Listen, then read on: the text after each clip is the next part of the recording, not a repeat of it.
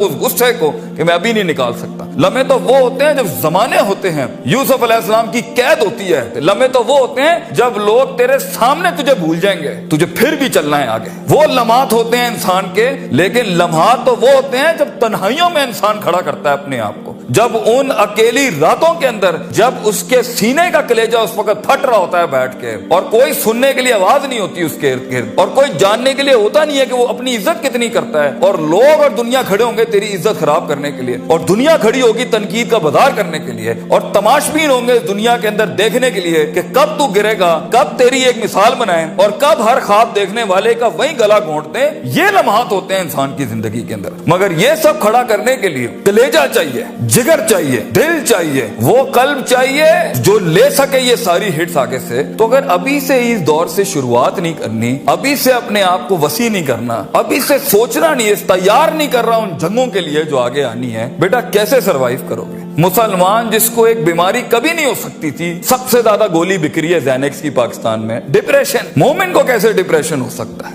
اللہ والے کو کیسے ڈپریشن ہو سکتا ہے؟ تم نے تو پہاڑ زمین ایک کر دیا، ماضی کا ریفرنس ہے تمہارا، تم کیسے گھبرا گئے آگے سے؟ تمہیں کیوں مایوسی ہوگی؟ ڈاؤٹ کہاں سے آگے؟ جبکہ پہلا جملہ اللہ قرآن میں کہتا ہے انسان اور بندے کا تعلق قائم ذالک الکتاب لا ریب فیہ سے ہوتا ہے۔ ہم کیسے شک میں آگے؟ اگرچہ وہ بہت آگے نکل گیا ہے، اگرچہ مد مقابل بہت آگے نکل گیا، تو زندگی انہی چیزوں کا نام ہے بیٹا۔ لوگ تجھ سے آگے چلے جائیں گے، لوگ تجھے پیچھے چھوڑ جائیں گے، کیونکہ تیرے پاس وسائل نہیں ہوں گے، تیرے پاس اسباب نہیں ہوں گے، تیرے پاس وہ شہرت نہیں ہوگی، وہ تلقی بالقبول نہیں ہوگی، لوگ تجھے اب مانتے نہیں ہوں گے، تیرا سکہ بکتا نہیں ہوگا، تو لوگوں کی دھڑکن نہیں ہوگا، تو کسی کا احساس نہیں ہوگا اور کسی کی فکر نہیں ہوگا۔ ان لمحات میں اور ان وادیوں میں لیڈر پیدا ہوتا ہے، ان لمحات میں اور ان گھاٹیوں کے اندر ایک امام اور قیادت جنم لیتی ہے، اور انہی اوقات کے اندر ایک روح اپنی ایکسیلنس کو اٹیچ کرنے کے لیے ایک عہد اٹھاتی ہے، ایک عزم بناتی ہے، ایک قصد بناتا ہے، ارادہ کرتا ہے، اور اس ارادے کو ایک عمل کی شکل اختیار کرتا ہے،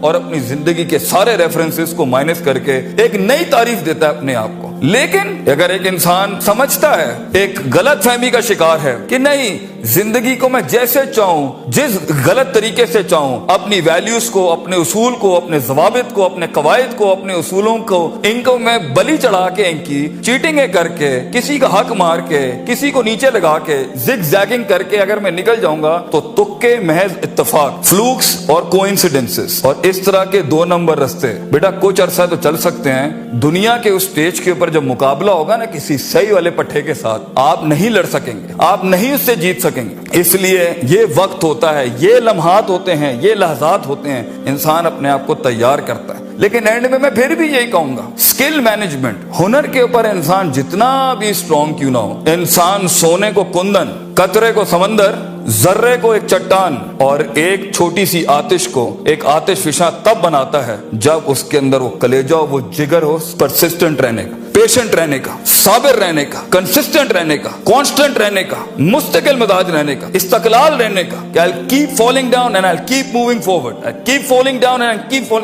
keep moving forward. He strikes his way in those storms that are meant to nail him down. تو یہ صبر کے بغیر یہ سفر نہیں ہو سکتا، یہ صبر کے بغیر، یہ تحمل کے بغیر، ان اطمینان اور ان کے بغیر وہ سکون نہیں مل سکتا، ورنہ سٹریس مار دے گا، انگزائٹی مار دے گی، جیلسی مار دے گی، تکبر مار دے گا، حسد مار دے گا، حقد مار دے گا، یہ ساری چیزیں گرا دیں گی۔ وہ جو تیرے اس درد کو اور تیری سستیوں کو اور تیری ان تکلیفوں کو نہیں سمجھ سکیں گے، بیٹا اس کو سکوت لانا اپنے اندر، منہ کو خاموشی دو اور کلیجے کو آواز دو، اپنی پرفارمنس کے ساتھ، عمل کے ساتھ، کنسسٹنسی کے ساتھ، تفکر کے ساتھ، تفکر پھر شرع کے ساتھ، اللہ کے دین میں تفکر، تفکر پھر ناس، لوگوں کے اندر آپ تفکر